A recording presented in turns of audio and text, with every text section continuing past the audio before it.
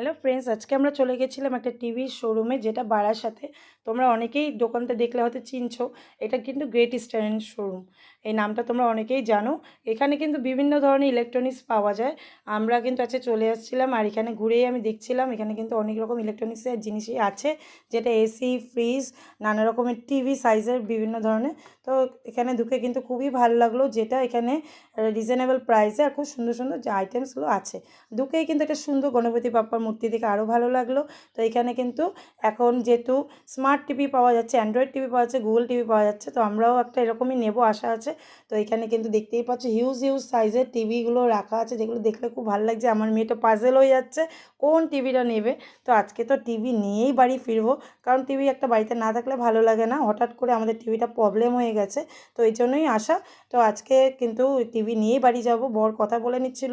আর এখানে কিন্তু নানা রকম সাইজেরই টিভি রয়েছে। বাড়িতে চলে আসছি, দেখতেই পাচ্ছি ইনস্টলেশনের লোকও চলে আসছে, যিনি পুরো ফিটিংস করে সব রকম বুঝিয়ে দিচ্ছিল। এই টিভি পিকচার কোয়ালিটি কিন্তু খুবই ভালো লাগছে।